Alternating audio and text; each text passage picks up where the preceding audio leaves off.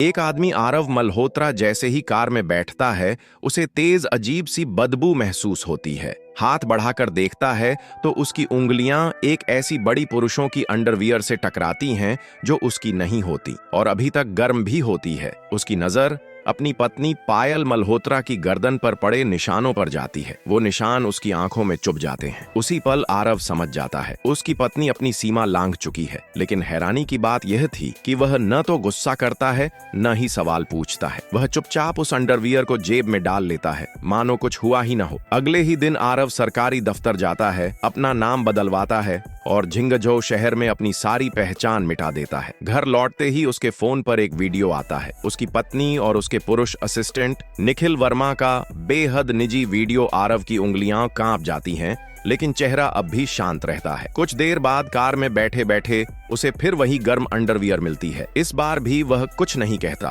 Car नदी किनारे रुकती है। उसी समय निखिल का कॉल आता है। निखिल घबराकर कॉल काट देता है, बहाना बनाता है कि कंपनी की चाबी संभालनी है और दूर जाकर मैसेज करता है। उन दोनों के फ्लर्टी मैसेज कार की बड़ी स्क्रीन पर उभरते हैं। हर शब्द आरव के दिल में सुई की तरह चुभता है। पायल को जब एहसास होता है कि आरव कार में नहीं है तो वह घबराकर वापस आती है और झूठ बोलती है, अभी फोन आया था, तुम दिखे नहीं तो डर गई। आरव बस सिर हिलाता है। उसे याद आता है कि कुछ देर पहले पायल और निखिल इसी कार में क्या कर रहे होंगे।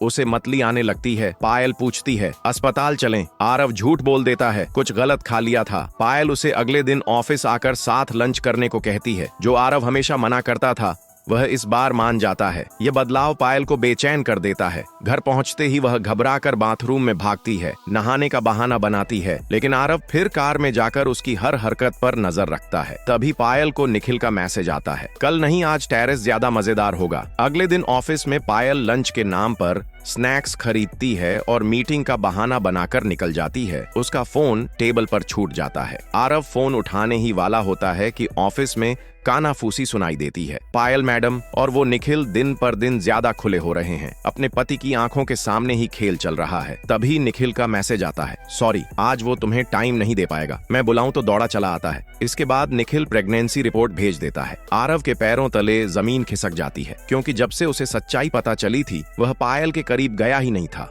मतलब बच्चा उसका नहीं था। उसी दिन आरव पूरी तरह टूट जाता है। अगले दिन वह फिर से दफ्तर जाता है, अपनी पहचान पूरी तरह मिटवा देता है। वकील के पास जाकर कहता है, मुझे कुछ नहीं चाहिए, बस जल्दी तलाक चाहिए, सब कुछ खत्म कर।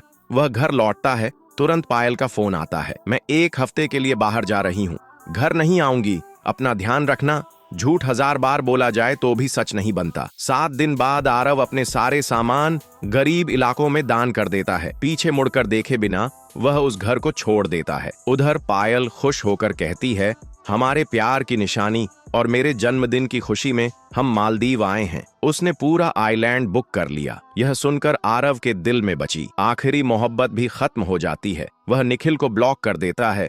एयरपोर्ट पर किस्मत का आखिरी तमाशा होता है। आरव की आमने सामने मुलाकात पायल और निखिल से हो जाती है। पायल मुस्कुराकर कहती है, आरव मैं ट्रिप से लौट आई हूँ, घर चलें, साथ खाना खाते हैं। आरव मुस्कुराता है, जरूर, लेकिन उसकी आंखों में अब कुछ भी बाकी नहीं था। नेक्स्ट पार्ट के लिए कमेंट करें पार्ट 2 और सब्सक्राइब करें।